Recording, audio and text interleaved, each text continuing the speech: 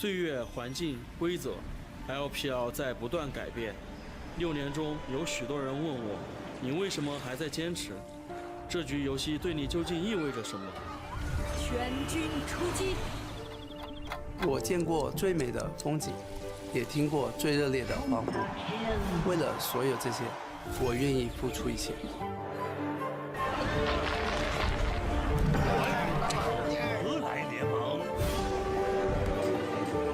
这局游戏是一段旅途，有人中途停留，也有人会做到最后，而终点只不过是另一个起点。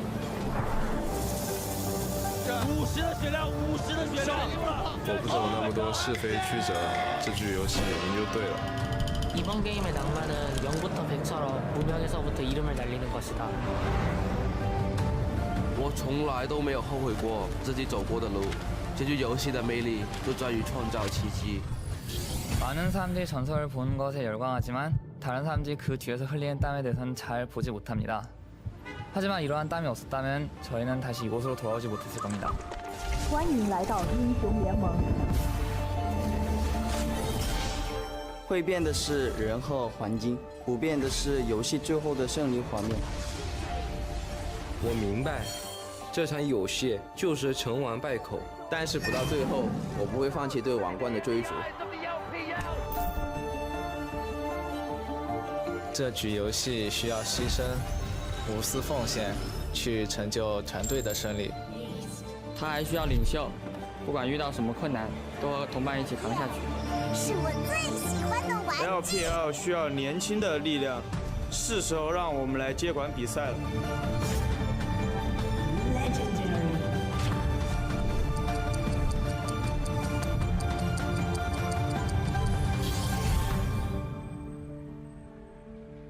想成为这场游戏的主角吗？打败我吧！我们的时代还远没有结束。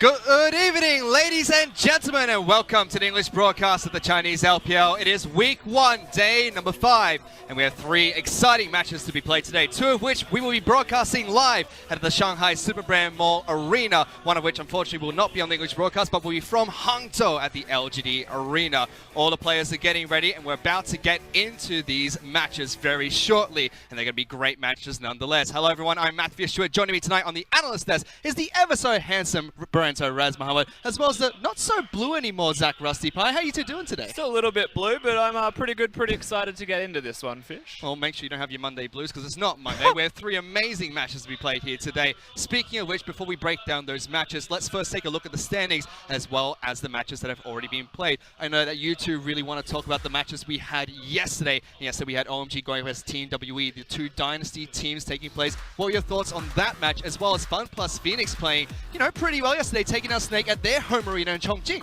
The first set, of course, the WE set, surprised me just a little bit because Xie popped off. Xie was an incredible player there. The reason why it surprised me is because we didn't get to see Condi that day. We got to see Melon, a green jungler at the time. Yep. He made a few mistakes, but Xie made up for it. Yeah, Xie was fantastic. He should never see Zoe ever again. In the Battle of the Dynasties, it felt very one-sided when WE just dismantled them. The second set, however, Snake against Fun Plus Phoenix was everything else and more. It just consistently delivered. It was back and forth. We had Urgots in the top lane. Anything a boy could dream of was in that set. Yes, please watch it if you didn't get the chance to. Check out the VOD because that was exceptional. I really loved it because once you get to the later portions of the game, you got to see a little bit of the mistakes coming out of Fun Plus Phoenix, so it turned into a really scrappy set. Crystal had a fantastic set. Flandre had a fantastic set. Unfortunately, it just wasn't going to be showcasing a win for Snake. They come off with their first loss in their Chongqing Stadium. I know that you were enjoying it, Raz, because we had to tell you to be quiet a little bit because it's going to be picked up by the casters while they were casting that game. But let's get straight into the matches that we have today. As we mentioned earlier, there'll be 3 matches being played, 2 of which will be live from the Shanghai Superbrand Mall Arena. First up is going to be Top taking on RNG. RNG, one of the more dominant teams in the LPL, going against Top, who haven't looked too good lately. Yeah, honestly, TOP, I'm not sure what the expectations will be for this roster, how they're going to perform. There is still question marks there, but we know one thing about them, and that is that we've seen the roster before. and you do know how they play, the things that they enjoy. Demacia Cup, a good example of it. They like Baron just a little bit. That's going to be an interesting set. I'm also looking towards set 2 as something that stands out as an exciting one for me, one that I would be looking towards. Yeah, Invictus Gaming going up against Rogue Warriors, which is going to be a fun one. We've seen a bit of Rogue Warriors playing a little bit. It's fun to see Doinby showcase his synergy with Flawless. There were a few question marks about that, but Flawless came out with an acceptable Lee Sin play. Yeah, this is the game that you should watch today if you're going to pick one. Definitely match of the day. And I know that we, even talking about this beforehand, have different predictions if we were to throw them out. We're not going to just yet, but we do have different thoughts on this, and it's just an exciting individual matchup. And that is the match of the day, so to speak, one of the more exciting matches. There is one more game that unfortunately will not be covered on the English broadcast. It will be running at the same time as the second match, Rogue Warriors against IG. It will be Suning Gaming taking on LGD at LGD's Arena live from Hangzhou. However, let's touch on this very briefly since they won't hear too much from you guys today. Yeah, Suning Gaming are hot fire. They're a team that you should be watching. You won't get to see them today, but keep your eyes peeled on this team. I have a feeling that they'll be fighting for the 3rd spot in their respective conference. Yeah, and if we're talking about fire, there's got to be a fire lit underneath LGD because they don't want to lose their 2nd set in their home stadium. They at least want to come up with a win in week 1. Yeah. Although we will not be broadcasting that match live here in the English broadcast, tomorrow we'll be able to bring you guys a quick recap of what happened in that game at least. But let's get straight into the matches here today. And I know you guys really want to talk about the opening match, Top against RNG, but first off, we have to address something. Tanks in the bottom lane. The support tank meta is kind of getting out of hand in the first week of the LPL. Go, Raz. I will. The best thing about it is because a lot of people expect a Resolve start for a lot of these supports, but they're coming out with an Inspiration Tree primary and then Resolve secondary. A lot of the reason, of course, you get to see the creative spellbook users. You get to see them swapping between Ignite initially, so they have the pressure in lane. Then they go towards the Exhaust, or more often TP, honestly, so they have more map pressure. But what I love coming into this is, of course, with the Inspiration primary, you get the buff to the stats themselves. So it was going to be, if you have primary Resolve into Inspiration secondary, then you just have that 130 bonus HP. Now if you have Inspiration first, you get the 145, you add the 100 bonus you get from Celestial Body, and you come into level 1 with 245 HP, which is pretty bonkers. Yeah, that's the craziest thing about this trend. You're going to see only tank supports primarily now in the LPL and in every single league in the world, because you can run Inspiration, you can run Resolve, you get the stats of both, you get a stopwatch, you get boots if you want. Supports don't run that though, because they get extra HP, and you don't necessarily have a problem with losing 10% of your damage before 10 minutes as a support, because you're a support, and it just doesn't matter. Your role is to not die to protect people, and that's why the tank supports are so prevalent right now. And they have switched from Resolve Tree. It started with Aftershock. You no longer need Aftershock. You can just run Teleport as Shen support, because why not? It's available to you. That's why, honestly, the supports of Tom, Kench, Alistar running amok, 100% presence rate coming out of Tom, Kench, 94 with Alistar, with pretty ridiculous win rates coming from both of them. And so we get to see if those even get to see play today, and maybe they go towards the Braum. You get the same benefits out of that one as well as the Shen. Well, we'll have to see what's going to take place between those tank supports later on. We'll probably see a lot of them throughout today's matches. But I just want to get you guys' thoughts quickly on the first match of the day. Top against RNG. Everyone knows RNG. We've seen them play already. But Top, kind of a new team. They look like they've been struggling a little bit in their first match. What do you guys think?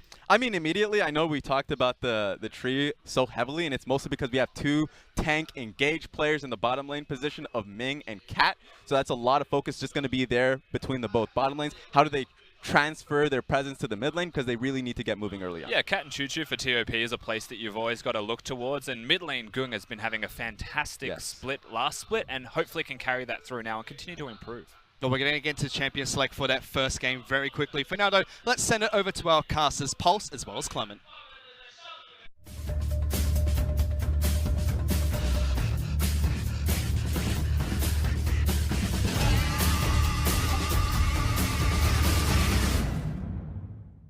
卡塔和麻香锅应该都是12人打野吧。这几天，虽然现在才打的不多，但也打过嘛。然后的话，香锅的话就可能我很需要去配合他吧。然后卡塔的话就比较属于那种自己玩的。Thanks so much, guys. Welcome back. It's me, Pulse, and I've got my main man, Clement, here as well. How you doing, Clement? It's my first time casting with you as well. I'm pretty excited. I'm I'm really glad to find out that I'm actually your main man. Well, you didn't know that before the cast. Yeah, I only put it on for the show, ladies and gentlemen. But no, super excited about this game as well because we've got Top playing, and yes, Top currently on the 0-2 lose streak, or if you include the last split, 14. But we don't talk about that. But they do have the Top lane coming in and jungle, which could change up the lineup. So we'll see how they go in this game. Exactly, and the narrative we have for Top is that they have to bring something new to the table because last split they weren't a really good team. They were actually bottom of the table, and this matchup is very likely going to be a first place versus 7th place matchup of the Eastern Conference. So the question we have for Top is what is new, and today we're going to see part of that answer in Moyu in their new top laner and also XX in the jungle. Yeah, the glaring issue here is that they're going up against RNG. Now, if you're going to test a lineup like this, it's like, okay, you can go up against the top of the table and just see how you go, but it's more in terms of growth in this one, Clement. Like, I don't expect Top to come out and be like, okay, we've subbed in Moe, who we saw last split, now we've got XX, and it's like, now we're going to win this game. Like, this is still growth and what the team's going to look like moving forwards. Yeah, exactly. But we can talk about why these players were subbed in. I think Mori is really different from Lies in terms of his champion pool. He's actually more of a bruiser type of person, where he plays a lot of Jax and Kennen, and I think that alleviates a lot of Top's draft problems. Previously, we saw they were banning Ornn and Camille on blue side, both of these first pickable champions, and that really hindered their ability to shut down enemy compositions. On the opposite side, though, RNG, it is worth talking about them because, I mean, they look strong right now. I mean, to be fair, they haven't had a huge challenge just yet, but are you expecting them to be #1 in their group, Clement? Exactly. I believe so as well, and today I was hoping to see Karsa, but I feel like they're moving back more into the MLXG kind of composition. We just heard Shahu talk about the difference between these two junglers, and he said he feels like Karsa kind of does his own thing, which I think we can definitely tell from the games which they played against IG that they still have much better synergy with Malashangul. Which is weird, right? Because it's double-edged. If the jungler's doing their own thing, it's like, great, I don't need to micromanage them, and then they can just like go off and go into top lane, bottom lane, whatever. But if it's at the point where he doesn't have the synergy yet, then absolutely, being able to talk to someone like MLXG, make it work, that's the reason why he's starting in game 1. You'd have to assume, as we get into Champion Select, Top versus RNG, and pretty standard bans coming out, so Ryze, Alistar from Top. On the opposite side, Azir and Kalista. Yeah, Alistar should be the highly contested pick. We saw Ming grab an MVP on that one, and also Top has been first picking this champion, really important champion to Cat as well. Interesting to note that Ryze was also banned out. Shahu has actually played Ryze in all 3 of his games against IG, and during the interview he said, okay, if you give me Ryze, I'm going to pick him. He's that good of a champion. Then he later had to backtrack a little bit on his own stream. He's like, nah, I'm throwing it up. I'm definitely picking Veigar. You know, just kidding, boys. That is hilarious. Well, they've taken it away this time, so he's going to have to show us something different. Maybe it is the Veigar, probably not. Kog'Maw will join the final ban for Top, while on the opposite side, RNG will take away Jarvan for the jungle. So XX is going to have to bring something else out. And to be honest, when you see new junglers come into the LPL, it's always Jarvan. Their first pick is always Jarvan. It's always prioritized, so he's going to have to do something different. Well, XX is actually pretty well known for his Shyvana play. He was also the first player to bring out the Hecarim during Demacia Cup, so there's definitely some surprises up his sleeves. We're going to see what he picks into. Varus as the first pick for Chocho.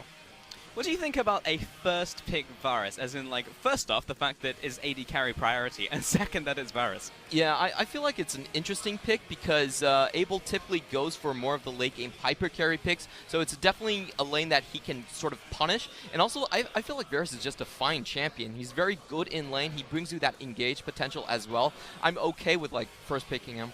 On the opposite side, Camille locked in. I mean, no real surprise if she's left open, then everyone's going to pick Camille nowadays. Pretty much the strongest pick in the top lane, at least for the LPL. Doesn't seem like the rest of the regions quite have the same priority on her as we do. This is going to give a very good setup for Mori. We know that one of the traditional counters is that Jax pick, so he could possibly slip that in and have a showdown in the top lane. Ooh, that's an Ornn lock-in as well. That has actually been locked in for RNG, so both of them can't be top laners. Yeah, this is really interesting because we've seen a lot of flex picking among these champions. So currently, Camille can actually be played in the jungle, and we have actually seen MLXG play that champion in terms of his streaming. So it's a possible kind of throw-off. So they might decide to finally lock in where the positions are in the second phase of the draft. Maybe. That's definitely more LCK for you. I've seen some of that going over there. Top will lock in the Gangplank, though, for most likely top lane. Tamkench as well, down to support, getting that priority for Cat. Braum is left open, however, if RNG want to lock it in now, because you'd have to think it will be a banned away on the next phase of bans from top. Yep, currently the best champion pick we have into Tahm Kench is the Braum. If you're going Shen, or Alistar's obviously banned out, if you're going Shen, you can't really engage into the Tahm Kench, so Braum is probably going to be the pick here, and they also go for a very safe AD carry in Ezreal.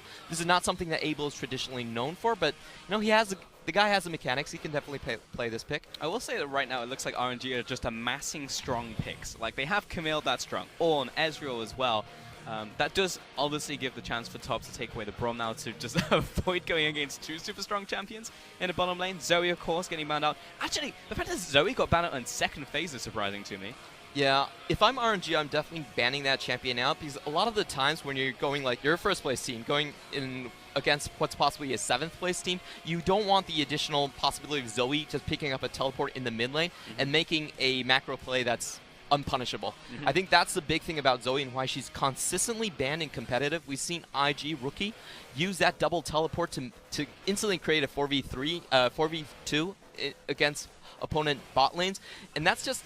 You can't prepare for that kind of stuff, so I think it's a good insurance policy to just cut that out. Yeah, I mean, personally, I'm still having flashbacks of that OMG game of Icon just getting blasted every single second of the laning phase, so glad it's gone and taken out of there. Malzahar, the first ban from top, followed by, well, we'll find out in about 17 seconds, but Rengar has been taken away by XX. You said he's a Shyvana player, so the fact that we're taking so many junglers away does maybe push him towards that direction. Yeah, I'm also very interested in what the mid laner picks are going to be, because currently we see all of the big 4 mid laners being banned out. Azir, Ryze, Zoe, and Malzahar are no longer on the table.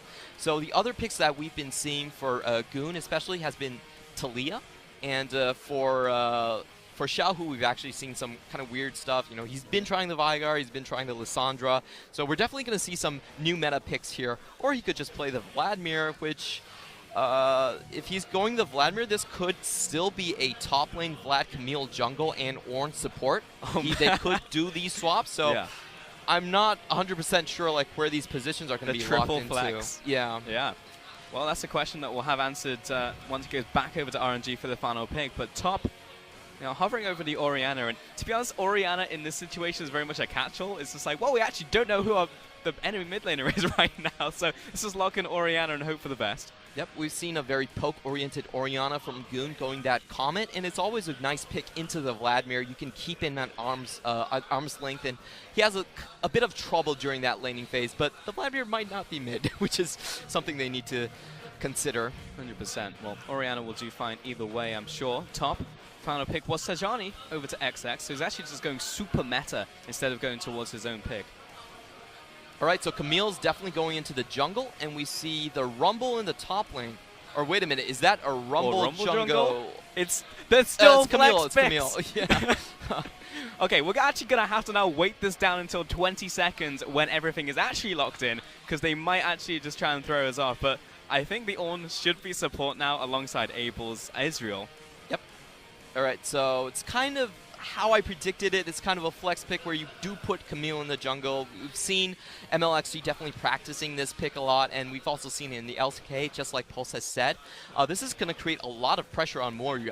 As a newcomer to the table, I'm not sure he's going to be able to hold this lane very well, because we've seen a lot of top tower dives with his composition Rumble against the Gameplay matchup. You can always push him in and look for that tower diving potential, and especially when you have the Camille, I feel like that's going to be a very difficult lane to look after for top. It's actually a really cool dynamic, because typically the Camille is in the top lane, but it's still Camille in the 2v2, as it were, in the top and jungle role. So expect to see many a dive in the top lane, and overall it seems I like the composition that RNG had, not only because of the flexibility they had from the picks, but also just how all the lane matchups are going to go. Yeah, I really like the Ornn support thing, because what they did was they baited out the Braum ban, and Braum is actually a very good Ornn counter.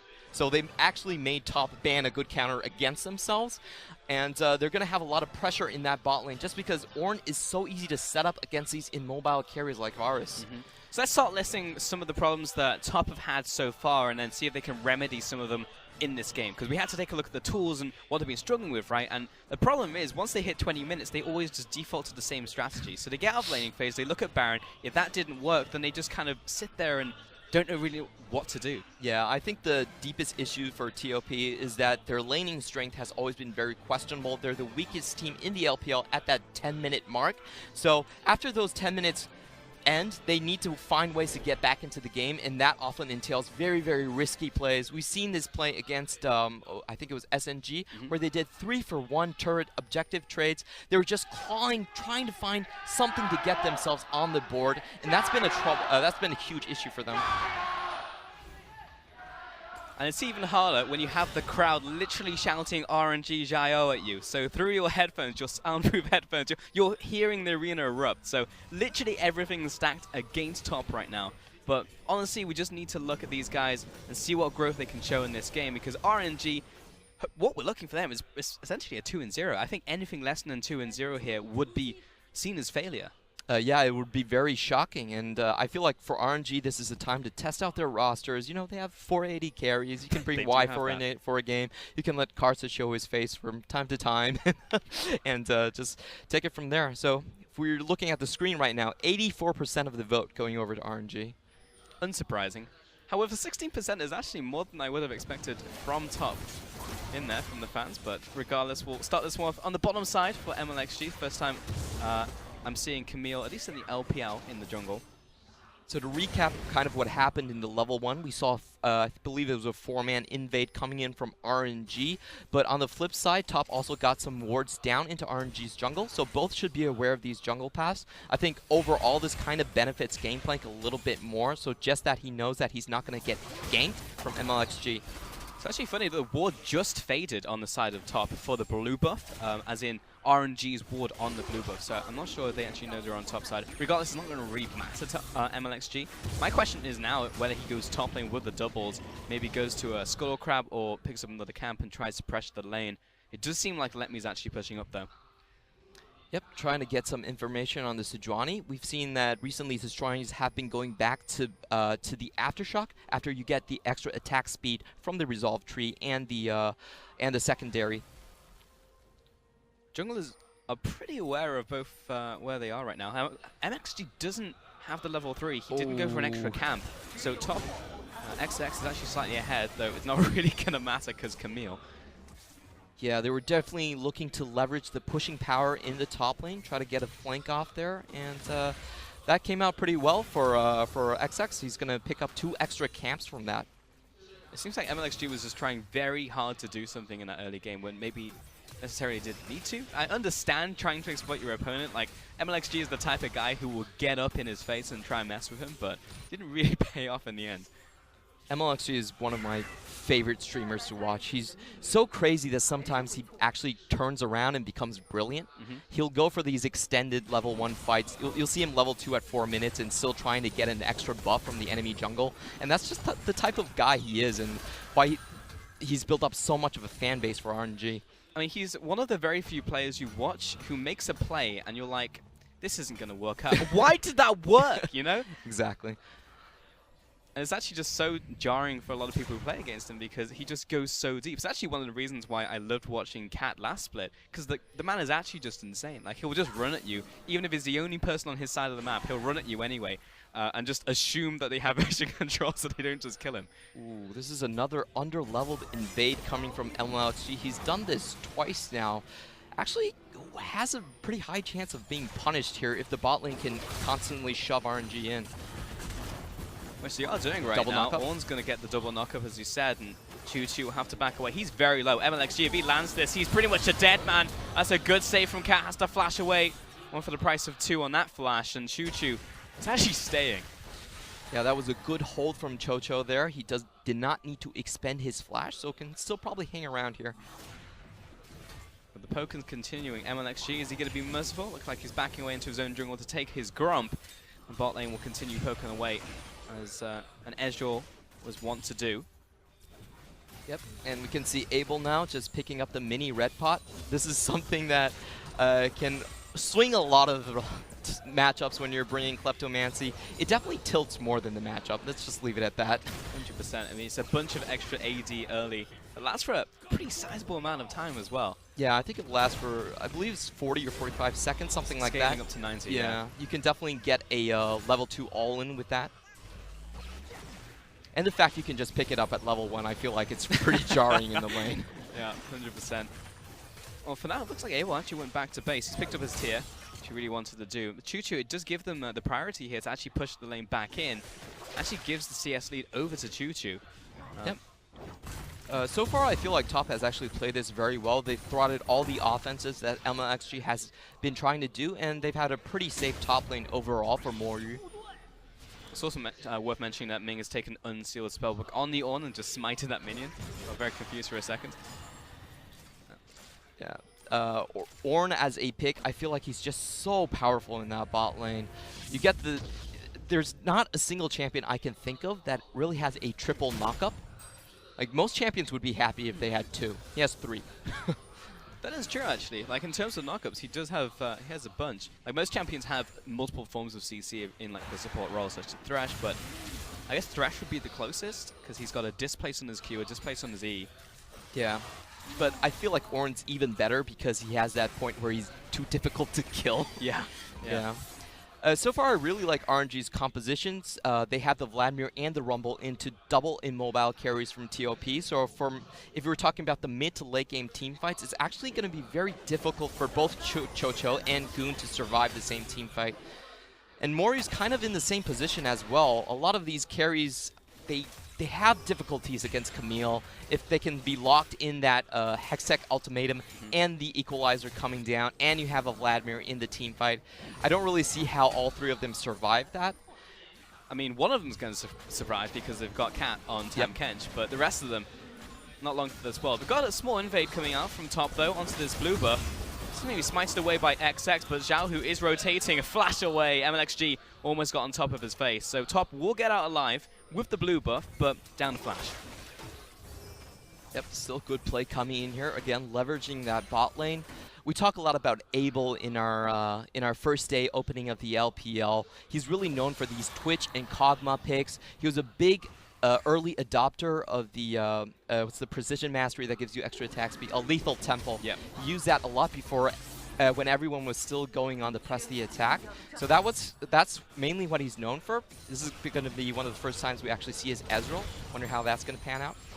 So far, it's doing okay, is as far as I would go, because Choo-Choo is actually ahead in the farm, even though they got the gank down there as well. It looked like they were pushing in, so maybe it was just the fact that he was poking so much with Q, didn't get a bunch of minions during the laning phase, but the fact he's actually more than 2 waves down is surprising.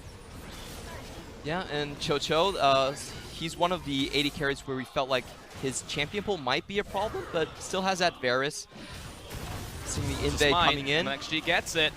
A little hook shot away. Moe also came down in case there was an engagement, but it's now evened up on the blue buffs. Yep. RNG would actually be stronger in that skirmish, but Goon decided to sacrifice some of his minion wave to go over there to the left side of the map to help his teammates out. So that turns out fine for TOP there. Yeah, he's already losing in terms of farm anyways. Zhao, who's constantly just pushing this one in. He's gone for the stopwatch, the usual, and surprisingly, there's not as many stopwatches in this game as we usually have, especially in the LPL. We love our stopwatches. But some teams are moving away from them. WE yesterday actually did not take any at all in their final game. It's definitely more of an inspiration thing. See if you're going to go in that tree. If you're going in that tree, the chances are you're likely taking stopwatch. But the funny thing was some of them were going inspiration but taking some of the other options as well, like Minion Materializer, for example. But yeah, they're also trying different options. But to be honest, it's still week 1 of every league in the world, so people are still trying to figure out what's optimal on their champions, like what's going to work in the game as well. And especially it being situational, because I'm sure a lot of players change what they're going towards as soon as the final clock is ticking. Yep.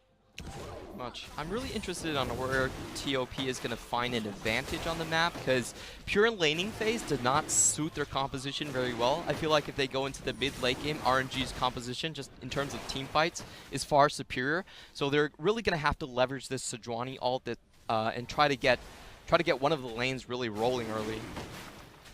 Speaking of Sejuani, he's actually just soloing the dragon here, because they have complete control over the river in terms of vision. There's nothing that RNG can do about it. He didn't even know it was happening.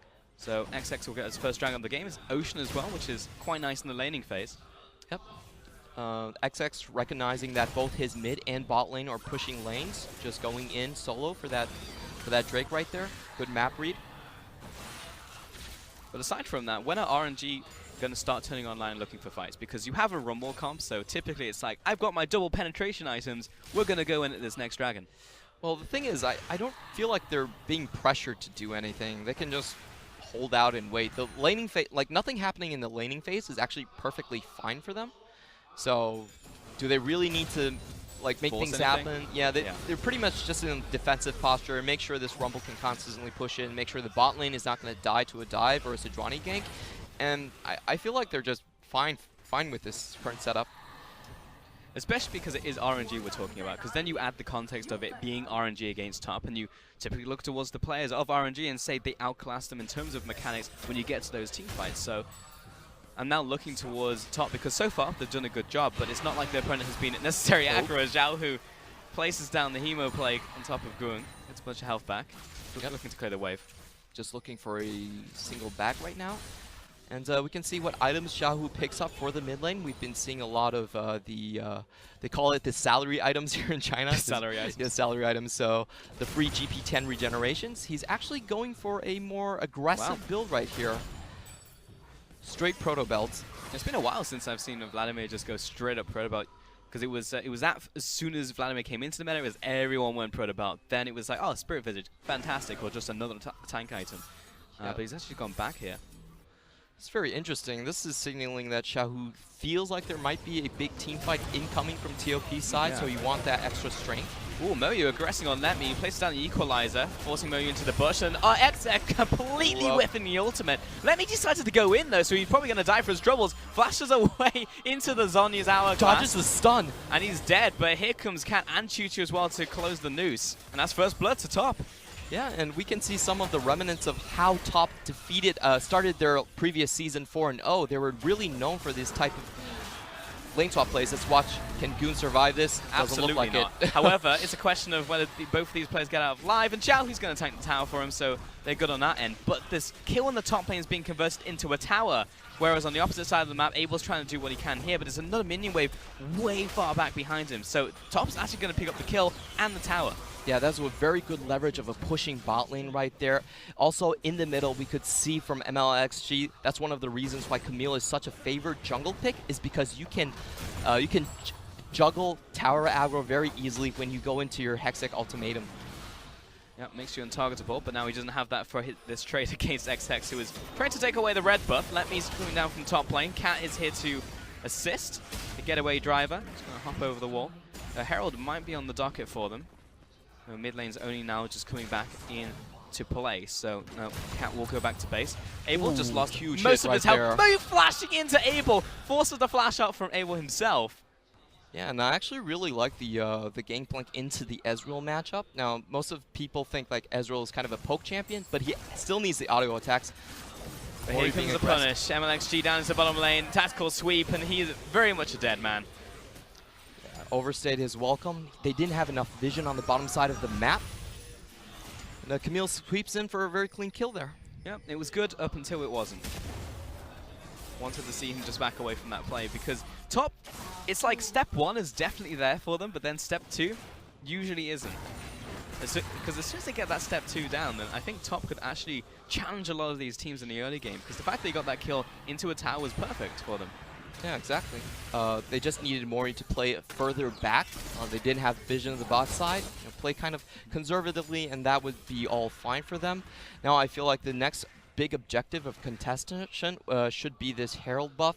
Both sides are going to look for this, especially I feel like TOP, now that they have that Triforce completed already on that Gangplank, they can actually do a lot of damage. And we also know that Gangplank is really a really great champion to play around those vision edges, around this riverside when the enemy needs to walk in. We are hitting spikes across the board. It was the double down into the Leandries from Let Me, still sitting on his magical footwear. He's picked up a Phoenix Codex as well. So both teams are in fighting shape. I probably would still give it over to RNG though, just ever so slightly, mainly because of the Proto Belt that was picked up by Xiaohu. Well, this is kind of the dream situation for Gangplank, kind of like he was never tower dove in the top lane, easily got his Triforce at 13 minutes, which is incredibly early. And I think they will be able to leverage just that lead and kind of bring it into the top lane there. Even though Gameplank wasn't here, his ult is still up for this engagement. Xiaohu just getting linked up there, plus the slow from Cat. About to not safety, gets gobbled up, spat into the team. Sanguine Pool keep him healthy for a couple more seconds. In comes the Ram. Gets a knock up on the bottom side of the fight, but top pretty much just want to disengage here. They got their Herald, that's all they really need.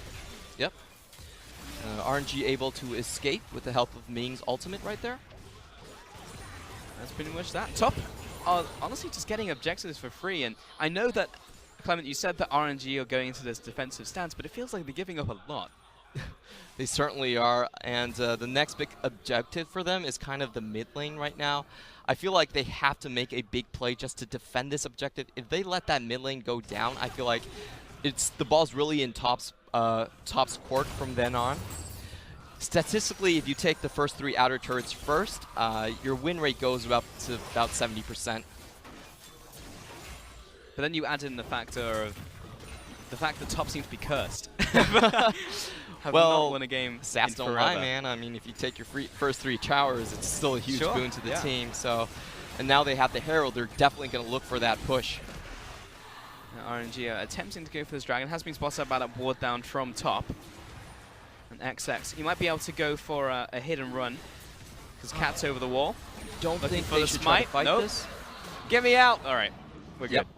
That was really smartly played. They were down an ultimate from the cannon barrage, so they were just looking for that chance steal. Didn't get it, backed out safe, so great play there. Yeah, pretty much no downside, just to shove Sejuani over the wall and give it a shot. It's a great idea for the over-the-wall devour right there.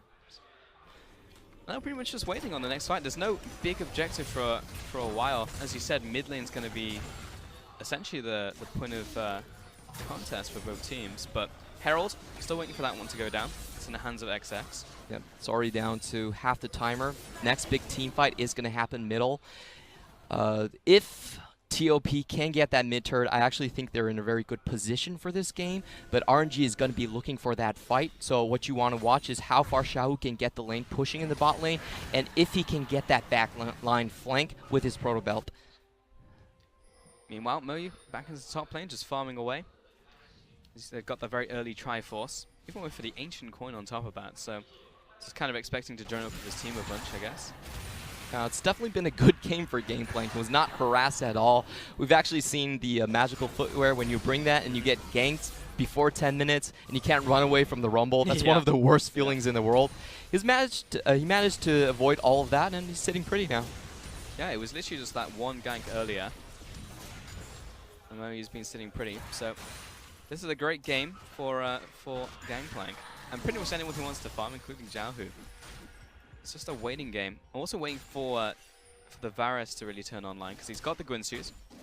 So he's gotten over that hump, but that was a relatively safe pick into the Ezreal. That was picked after the Varus. Right, and we see that they're definitely setting up for that big mid push right now. So Abel really has to move his position into the mid lane. So does Let Me. Abel. It's actually gone ahead and farm now. I'm wondering where he picked up all of that farm, because he was definitely down 2 waves, and now he's up by at least 3. Yeah, Abel was able to split push against Mori for a while in the bot lane, while Varus was taking towers with the rest of his team. Here's the Herald going down into bottom lane. Ming's in river. That's now going to be spotted by RNG.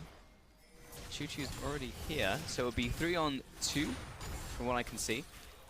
Yeah, it's kind of disappointing when they get make something happen though. In comes the equalizer. Xiaohu falling down to Gung, and he should be dead here. Needs one more transfusion, and Xiaohu will run it back into the mid lane. And will probably take the mid lane on top of this unless Moyu can get there in time. Bot lane's going to be traded, but I mean honestly, mid lane is what counts in this scenario. Yeah, so that turn of events was definitely in favor of RNG right there. They traded the mid lane for the bot lane tower, and that's always better strategically for RNG. And they also got a kill on top of that. I feel like Top kind of missed a couple opportunities there. They had a lot of control over the mid lane, and they also had Abel and Let Me in the side lanes. They had a clear path of attack in that. Didn't really take it, and instead opted for the less favorable trade in the bot lane. I guess they went for the quote-unquote safer option of something like, oh, we can just shove it in the bot lane, and because we have numbers advantage, we'll take it, no worries. But you've got to know that RNG are going to make a counter-attack somewhere. They've already dived mid lane. You know it's super easy for them to juggle tower aggro. And whether that's a goon thing or it's a top thing, that's really where you start to see the differences between RNG and top. Yeah, and this kill is actually very crucial for Xiaohu. There really comes that point where Orianna can no longer keep Vladimir at bay. And with a kill and an assist on his score record already, I feel like Xiaohu is going to be able to start his split pushing quite uncontested. There really isn't a member on TOP that can stop Xiaohu. And it's only going to get worse. It's not like Vladimir scales off. So it's going to be a problem that Top will have to think about for the rest of this game. And for now, Top will still get a bunch of vision advantage in the top side. So they'll see Xiaohu if he starts rotating towards this mid lane. Though it's really now this mid lane that's become the pivot point for RNG. They can move into the top side or bottom side and start setting up for these next towers or even get around these next objectives. Next dragon is Cloud, but still that should go over to them as long as they maintain control. Right, and they're now going into kind of a half-court mode. This is a term that Aaron uses a lot of in his cast, where they're trying to move all of the members and overload them on the top side of the map, kind of force a fight where TOP have to run into them. Now, with Gangplank, you want the enemy team to run into you. If TOP needs to engage on the enemy team, I actually don't feel their composition really supports that well. And especially in this jungle type of area where Rumble can get a great equalizer down, it's going to be very difficult if they lose control of this section. So you can see TOP members trying to push out the mid lane, funnel into the river through that side lane brush right there. Make sure RNG cannot grab an iron grip on that sector. So in terms of when Top want to do something, should they contest next dragon? Should they be looking to contest right now? Because they're starting to hit double item spikes across the board. That was Essence Reaver for Moyu. Bottom lane just picked up the Wit's End. Mid lane is starting to farm up as well. Frankly, their best type of scenario is kind of a sieging fight where they can engage enemies from one direction. If MLXG and Xiaohu are able to get flanks on their compositions, I don't think they can protect all of their carries. There's 3 of them with 0 mobility, so that's going to be very difficult. You really want to close down your side lanes and your flanking opportunities by doing a siege, but if you have Xiaohu already in this split push kind of mode, it's kind of difficult to see where they're going to get an advantage. I feel like their best play might be to get a lane gank, but that's actually happening to them right now. Yeah, it's happening to Moyu on the bottom side. Exec Ultimatum, just a fish in a barrel. Another kill over to RNG, a nice pick in the bot side. Yeah, very easy play there for MLXG. He's also going for that Triforce. Typically, Camille, the problem with this champion is that you need to get some sort of an edge to really sustain your own build, but he's doing fine right now. 1-0 and 2 and going to that Triforce.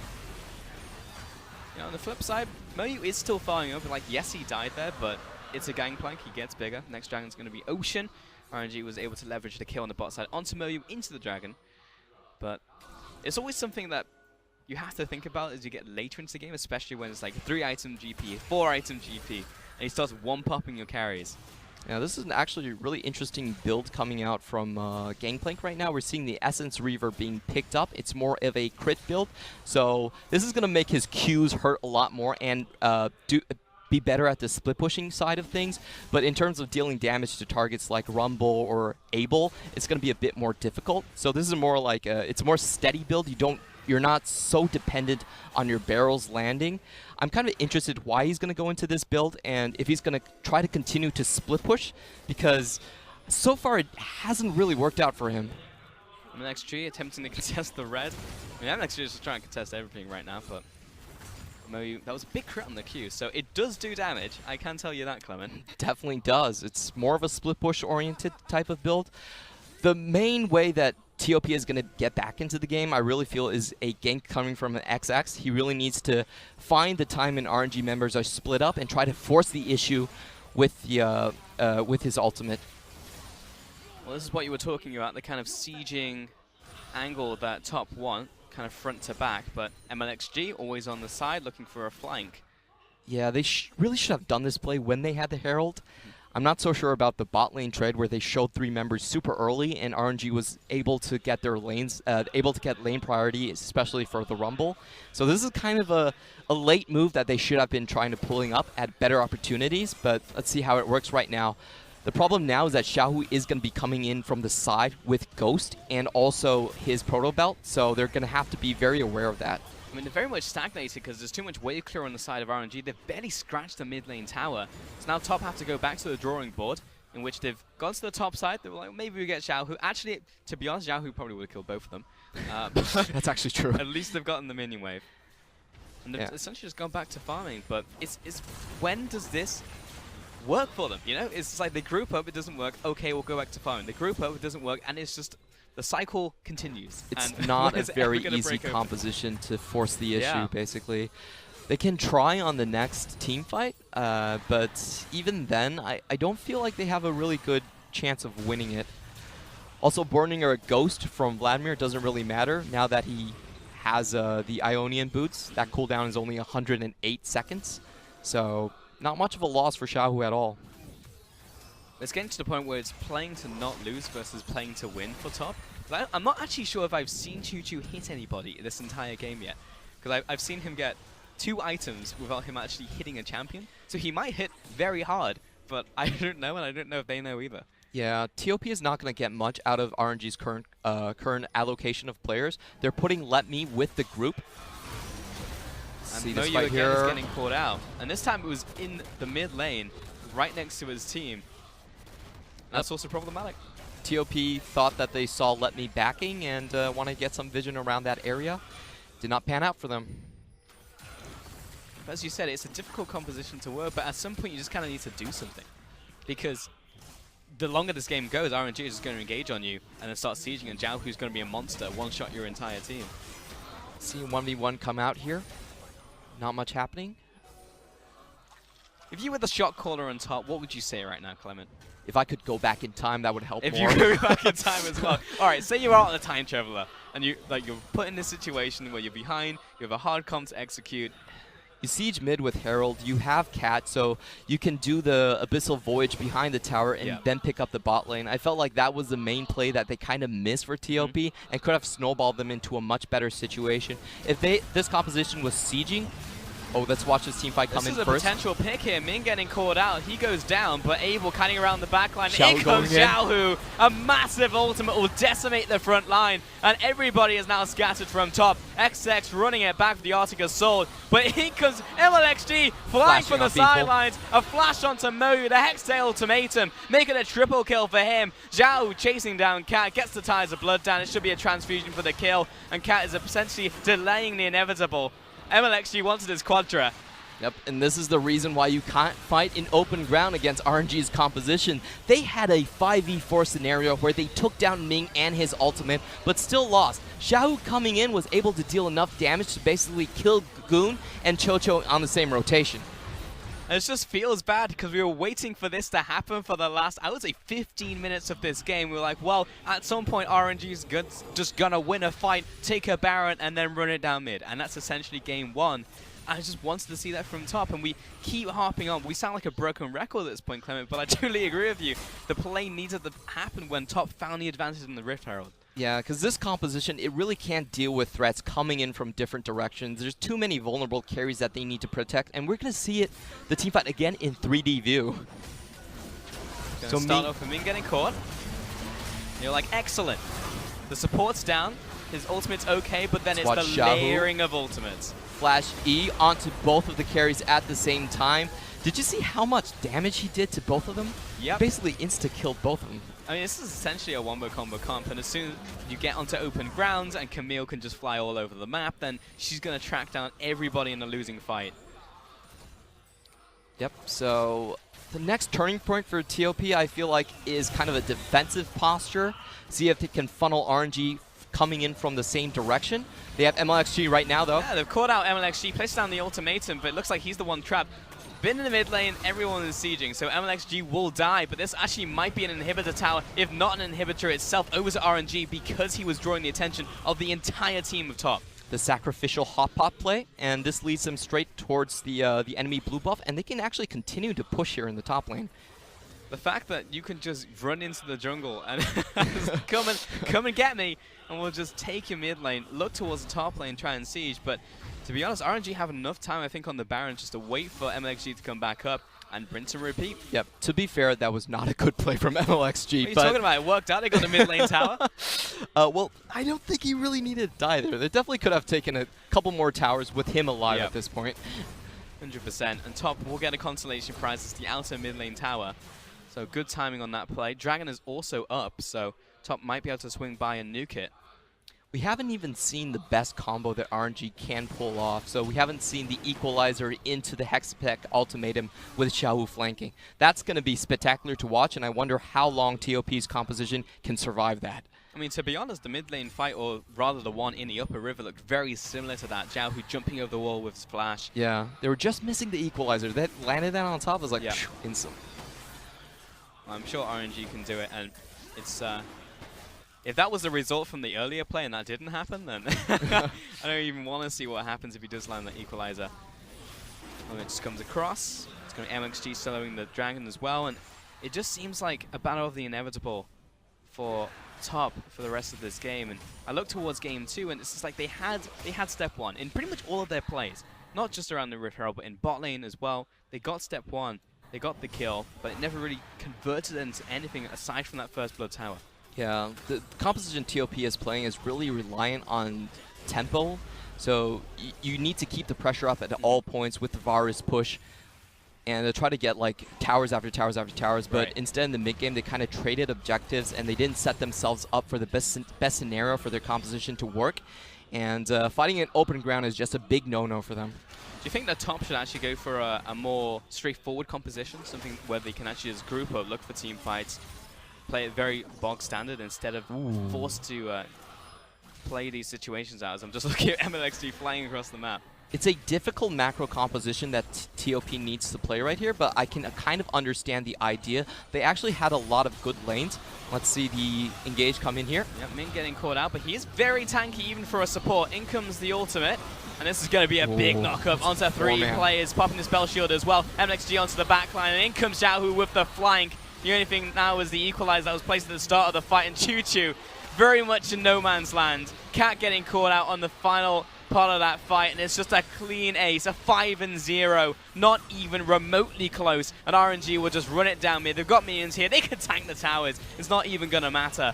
32 minutes on the clock, and RNG, it almost felt too easy for them as they knock down the final Nexus turret and take down the Nexus itself. Game 1 will go to RNG.